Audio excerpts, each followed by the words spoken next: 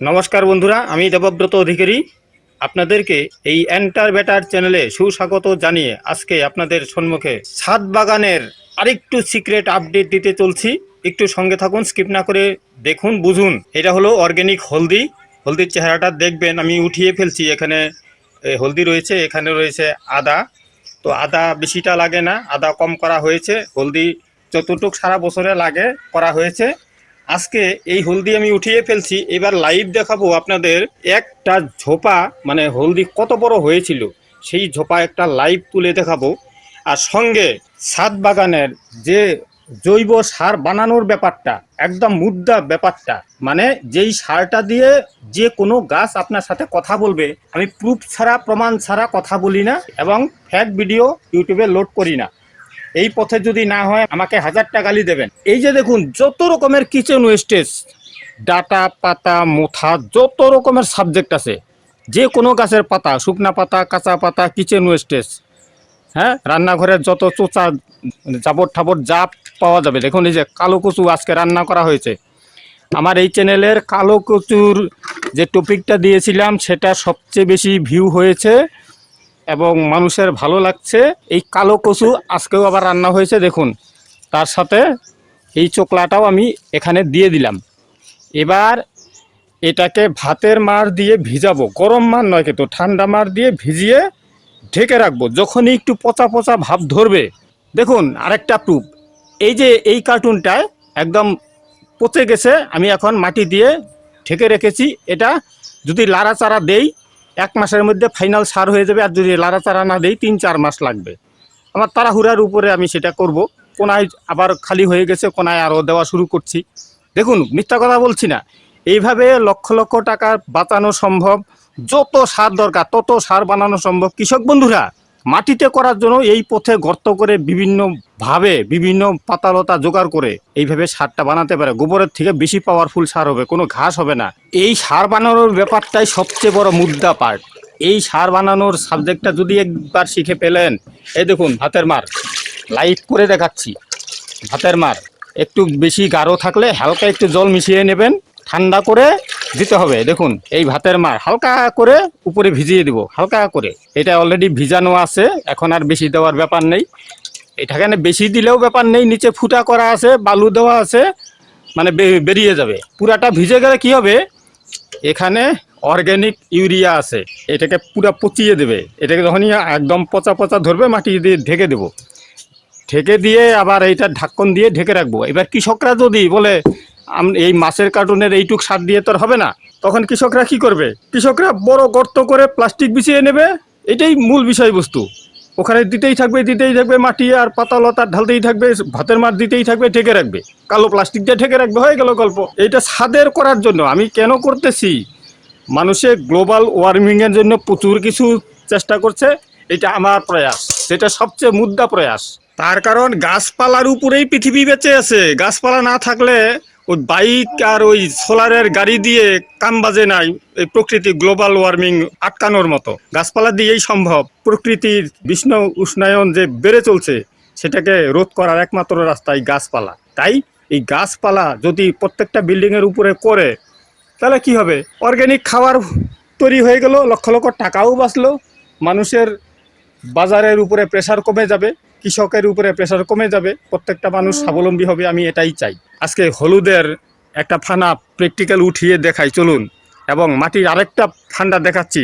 যেই পথে আমি গত বছর হলুদ করেছিলাম, এই বছর আবারও এই মাটিতে, মানে মাটি এখানে কমে গেছিল, মাটি বাড়ানোর জন্য অর্ধেক অর্ধেক কাঠের গুঁড়া মিশিয়ে দিছি। দেখুন এটা ওই মেশিনে রান্না করা গুঁড়া, একটু বড় আছে, ছোট আছে, কোনো অসুবিধা নাই, সব পচে যাবে। মাটিতে সব পচে যায়, মানুষের হাড্ডিও পচে যায়। তাহলে এই মাটি হলো সর্বশক্তিমান পৃথিবীর মধ্যে। এই মাটিকে জানতে হবে যে এখানে আর কোনো কিছু করি নাই। দেখুন ট্যাঙ্কির মধ্যে এই যে আবার উপরে এক্সট্রা মাটি রেখেছি। এটাকে ভাতের মার দিয়ে ভিজানোর পরে আবার এক্সট্রা মাটি দিয়ে পরে ঢেকে দেবো। ওই যে ভাতের মার, এই যে দেখুন মোটামুটি যেই পর্যন্ত পুরা মাটিটা না ভিজে, মোটামুটি সপ্তাহখানি দিব। দেওয়ার পরে এটাকে নর্মাল মাটি দিয়ে ঢেকে দেব। দেখুন লাইভ করে দেখাচ্ছি। এটা সপ্তাহখানি ভেবে দিব, দেওয়ার পরে এই নর্মাল মাটি দিয়ে, এই নর্মাল মাটি চালনি করা রয়েছে, এটাকে ঢেকে দিব, তারপরে ঠিক পচে যাবে। 1 মাস পরে মানে চৈত্র মাসের শেষের দিকে আমি এখানে হলুদ রোপণ করব। এই দেখুন, যেটা মেইন সিক্রেট, মাটিকে চালনি করলে মাটি একদম রিফ্রেশ হয়ে যায়। দেখুন কত সুন্দর মাটি, এত হালকা তুলতুলা, হাতে ভরবে না। দেখুন হাতে জল থাকলে একটু লাগবে। দেখুন একদম ফাইনাল প্রুফ। এটাকে ওই পচন ফার্টিলাইজার মিশিয়ে মাটি ওই চালনি করার পরে এই যে দিয়ে টোটাল লিকুইড ফার্টিলাইজার দিয়ে ভিজিয়ে আবার ভাতের মার দিয়ে অলরেডি এটা 20 দিন হয়ে গেছে। এখন এটাকে আমি যা কিছু রোপণ করব একদম ফাইনালি, আর কিচ্ছু লাগবে না। দেখুন প্রমাণ। এই মাটি বানানোর প্রসেসটাই হলো সবচেয়ে বড় মুদ্রা। হালকা হয়ে যাবে, হাতে ভরবে না। এবার একটু ভিজা থাকলে তো একটু হাতে লাগার হবেই, কিন্তু এটা পুরো ড্রাই করে, মানে ড্রাই মানে কি সেরকম ড্রাই নয়, মানে জলটা যেন একদম কম থাকে, মানে একদম মাটিটা যেন একদম এরকম হয়ে যায়। তখন এর মধ্যে যা লাগাবো ওকে আর কিচ্ছু লাগবে না। ইউরিয়া, ডিএপি, পটাশ, গ্রোমরের কোনো ব্যাপার নাই। মিনিমাম 20 দিন রেস্ট দিতে হবে, এইভাবে ঢেকে রাখতে হবে। মাটিকে ঘুম পাড়ালে মাটি রিফ্রেশ হয়ে যায়। আমরা যেরকম ঘুমালে আমাদের শরীর রিফ্রেশ হয়, এই মাটিও তেমনই। এই গোমরটাই হলো সবচেয়ে বেশি মুদ্রা। এটা ছাদ বাগানের গোপন রহস্য এটাই। এই দেখুন বন্ধুরা, এই দুধ কচু এটা পার্মানেন্ট সেট করা আছে। এর পাশেই আমি একটা মোথা এইখানে বুনেছিলাম, ওই সাইডে জায়গা রয়েছিল। দেখুন লাইভ দেখাচ্ছি, আমি অলরেডি দাও দিয়ে চারা মেরে রেখেছি আপনাদের লাইভ তুলে দেখানোর জন্য। এই দেখুন কত বড় ফানাটা হয়েছে, অর্গানিক সারের পাওয়ার। দেখুন তুলে আনছি, দেখুন বন্ধুরা একটা গাছ কত বড় হয়েছে। এইভাবেই ওইখানে যতগুলি ফানা দেখিয়েছি আমি, ওই 15-20টা ফানা উঠানোর পরে এরকম ওইখানে মোটামুটি কেজি 10 হলদি হয়েছে। দেখুন তাহলে অর্গানিক সারের পাওয়ার।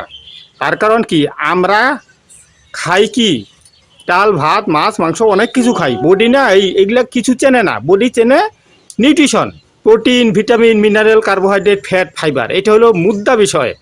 আর আমরা ওর জন্যই এত কিছু আমরা খেয়ে যাচ্ছি। এবার এই গাছও না 18 রকমের সাবজেক্ট চায়। মানে আমাদের মানুষের দরকার 8 রকমের main protein, vitamin, mineral, carbohydrate, fat, fibre. সঙ্গে লাগে শুদ্ধ জল আর শুদ্ধ অক্সিজেন, যেখানে আমরা অলরেডি কম পাচ্ছি, সব ভেজাল ভর্তি। এবার গাছের লাগে 18 রকম, প্রকৃতির থেকে 3 রকমের ফ্রিতে পায়, বাদ বাকিটা ওর মোথার মধ্যে লাগে। এই মোথার মধ্যে আমি যদি কমপ্লিট সমস্ত রকমের দিতে পারি, ও কি লাগবে নিতে লাগবে, আমার অত বিজ্ঞানী হওয়ার দরকার নাই। আমি সমস্ত রকমের পাওয়ারফুল সার বানিয়ে মাটি তৈরি করে সেই মাটিতে গাছ যখন বুনবো, গাছের যেটা দরকার ওর মোথায় যা দরকার সেটা নিয়ে নেবে, কালো কচুর যেটার দরকার সেটা ও নিয়ে নিচ্ছে, এটার যা দরকার ও নিয়ে নিচ্ছে। পাশে একটা গাছ আলু নিয়েছি, সেটা আমি আলাদা একটা ভিডিও দেবো, সঙ্গে থাকবেন।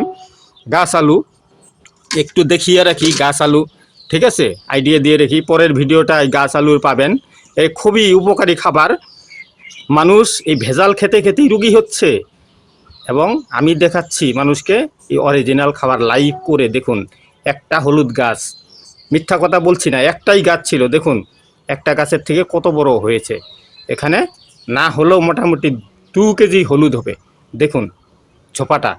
তাহলে এইভাবে আমরা যদি সুস্থভাবে বাঁচার জন্য নিজেদের খাবারটা, হলুদ কত গুরুত্বপূর্ণ বিষয় একটা, মানে মিষ্টান্ন ছাড়া সমস্ত খাবারের মধ্যে হলুদ লাগে। এই হলো সবচেয়ে পাওয়ারফুল অ্যান্টিবায়োটিক। আমরা চাইলে ছাদের উপরে আদা, হলুদ, পেঁয়াজ, রসুন সমস্ত রকমের চাষবাস করে আমরা খাদ্যর যোগানটা নিজেরাই করে নিতে পারি। স্বাবলম্বী লাইফ, টেনশন ফ্রি লাইফ, ব্যায়াম হয়ে যাবে, পয়সাও বাঁচবে, আমাদের শরীরও বাঁচবে। তাহলে বুঝুন মানুষ কোথায় হাইলাইট করতেছে।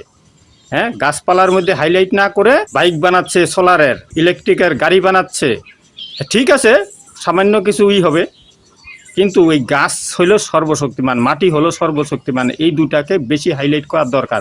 এটাই হলো, এটা দিয়ে আমাদের বডি চলে, বাইক দিয়ে আর গাড়ি দিয়ে আমাদের বডি চলবে না।